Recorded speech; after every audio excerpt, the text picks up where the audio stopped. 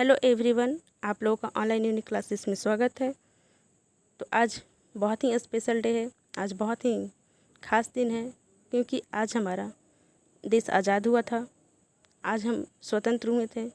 तो आज स्वतंत्रता दिवस है, तो आप सभी को स्वतंत्रता दिवस की हार्दिक शुभकामनाएं। तो चलिए आज देखते हैं इस दिन से रिलेटेड कुछ क्वेश्चन। इस बार जो है कोविड-19 के कारण जो है इंडिपेंडेंस डे कुछ अलग तरीके से मनाया जाएगा।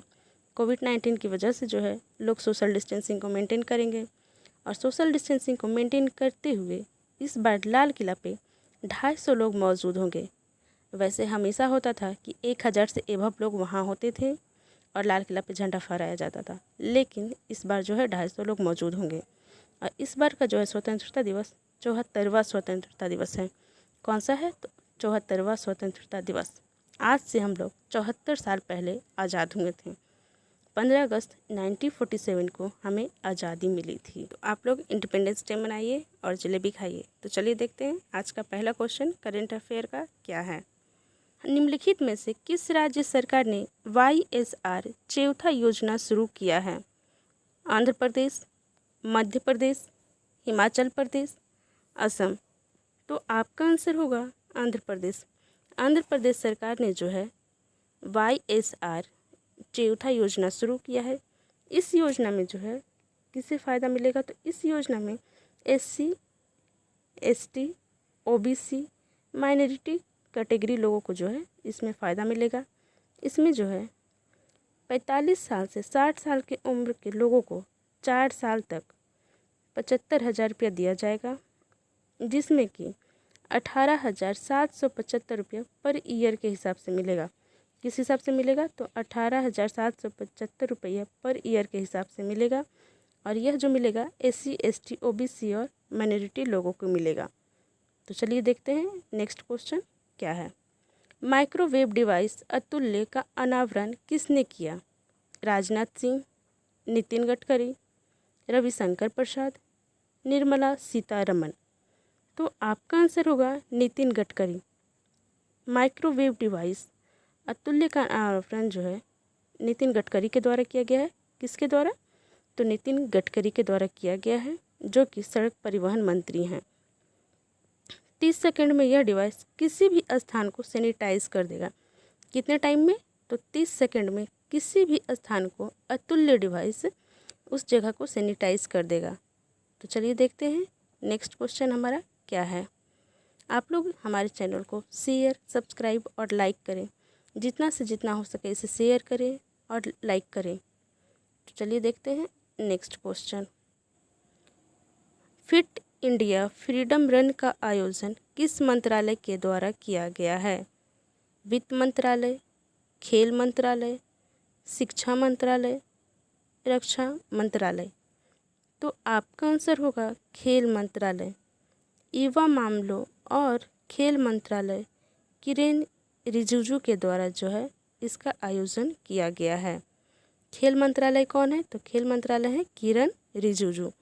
किरेन रिजिजू के द्वारा जो है इसका आयोजन किया गया है फिट इंडिया फ्रीडम रन। यह जो है 15 अगस्त से लेकर 2 अक्टूबर तक चलेगा, यानी स्वतंत्रता दिवस से लेकर गांधी जयंती तक। कब से कब तक? तो स्वतंत्रता दिवस से लेकर गांधी जयंती तक चलेगा।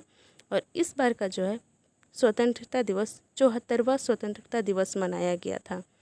कौन सा? तो 74वां स्वतंत्रता दिवस मनाया गया है, मनाया जाएगा। तो चलिए देखते हैं नेक्स्ट क्वेश्चन। किस राज्य सरकार ने कर्म साथी प्रकल्प योजना शुरू किया है?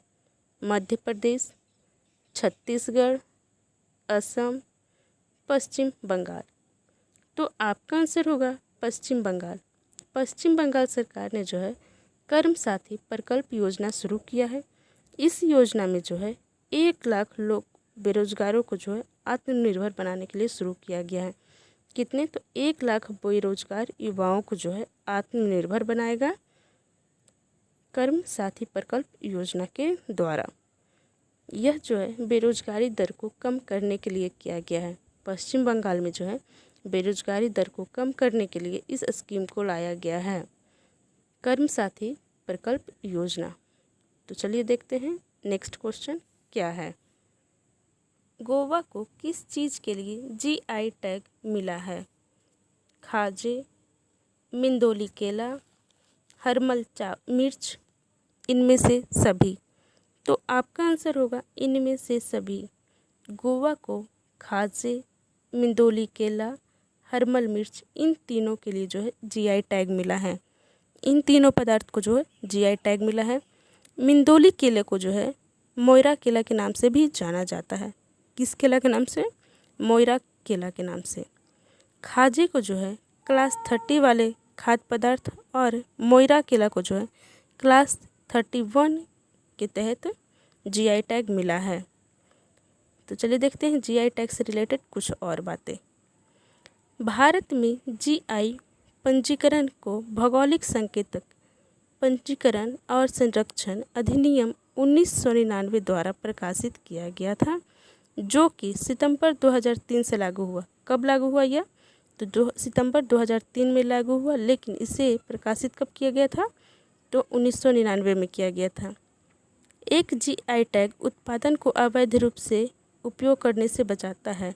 मतलब कि एक जगह से उसे दूसरी जगह पे लोग अवैध तरीके से उपयोग ना करें, इसे वो रोकता है। जीआई टैग मिलने का मतलब होता है कि वह जगह का, वह स्थानीय जगह की वह पहचान बन जाता है।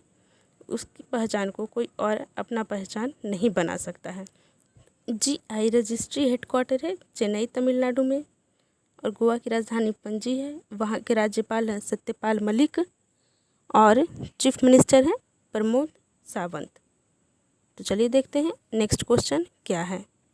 विश्व अंगदान दिवस कब मनाया जाता है? 15 अगस्त, 14 अगस्त, 13 अगस्त, 10 अगस्त। तो आपका आंसर होगा 13 अगस्त। 13 अगस्त को जो है विश्व अंगदान दिवस मनाया जाता है। अंगदान के महत्व के बारे में जागरूकता बढ़ाने और मृत्यु के बाद लोगों को अंगदान करने के लिए प्रेरित करने के लिए मनाया जाता है। क्यों मनाया जाता है? तो अंगदान के महत्व के बारे में बताना कि अंगदान करने से क्या फ़ायदा है, क्या नुकसान है, क्या फ़ायदा होता है, और मृत्यु के बाद लोगों को अंगदान के लिए प्रेरित करना, जिसमें कि हृदय, लीवर, गुर्दे, आंत, फेफड़े और अग्नाशय जैसे अंग शामिल हैं। अंगदान के लिए कोई उम्र निर्धारित नहीं है, लेकिन यह सख्त चिकित्सा मानदंडों पर आधारित है। मतलब कि यह चिकित्सा डिपार्टमेंट पर डिपेंड करता है कि आपका दान अंग ले सकता है या नहीं ले सकता है। और यह जो है 18 वर्ष से कम उम्र वाले व्यक्ति, 18 वर्ष के कोई भी कम उम्र का व्यक्ति है और वह अंगदान करना चाहता है, तो उसे जो है अपने माता पिता या अभिभावक से एग्रीमेंट करना होगा। कोई भी व्यक्ति जाति, आयु, धर्म, समुदाय के लोग अपना अंग दान कर सकते हैं।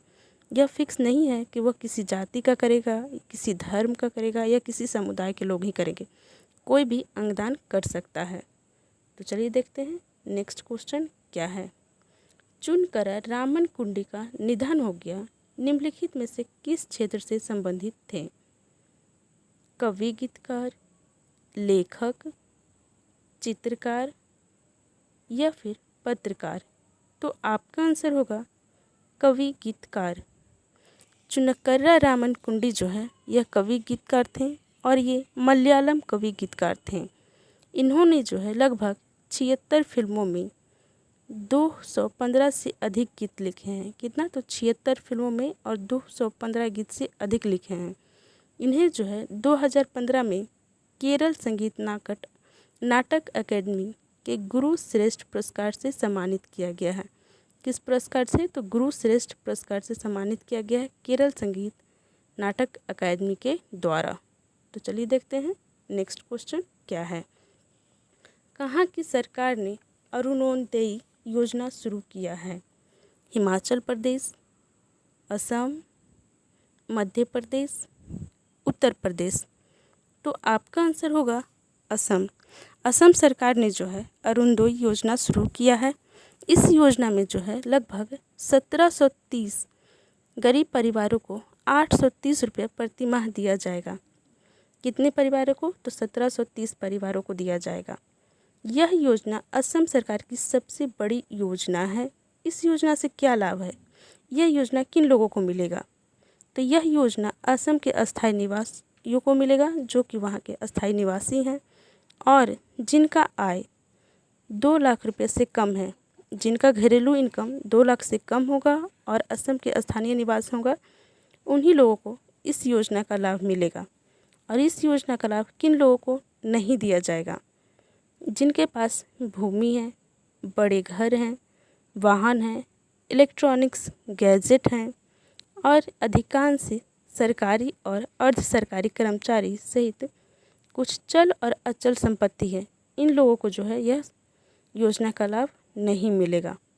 प्राथमिकता इन लोगों को दिया गया है जैसे में विधवा, तलाकशुदा, अविवाहित या अलग अलग महिलाओं और विकलांग व्यक्तियों को, इन लोगों को जो है इस योजना के लिए प्राथमिकता दी गई है। तो असम की राजधानी है दिसपुर और राज्यपाल कौन है वहाँ के?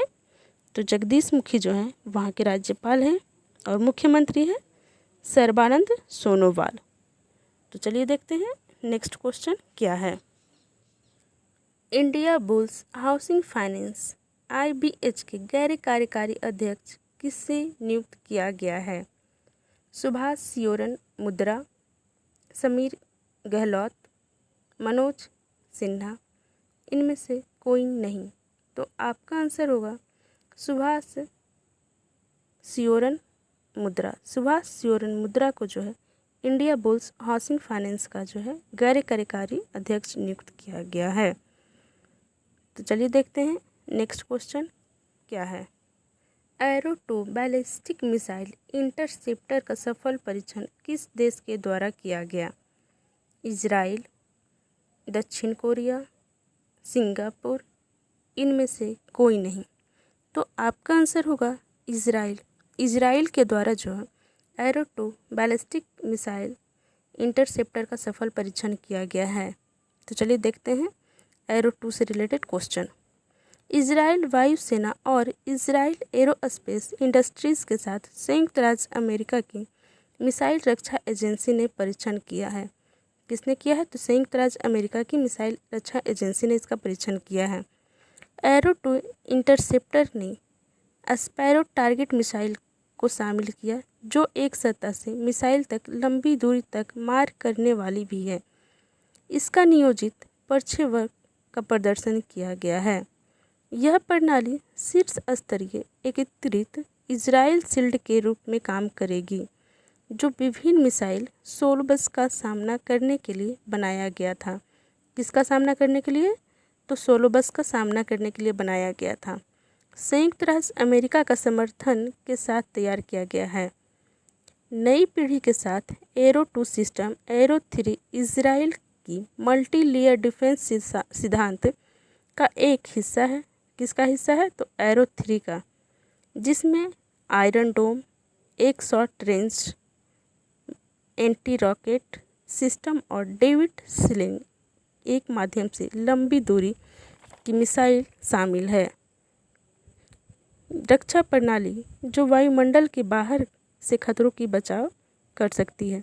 किसके रक्षा के लिए? तो वायुमंडल की रक्षा के लिए है जो कि उसके खतरों की बचाव की रक्षा कर सकती है। तो इजराइल के राष्ट्रपति कौन है? तो इजराइल के राष्ट्रपति हैं रूवी रिवलिन और प्रधानमंत्री हैं बेंजामिन नेतन्याहू।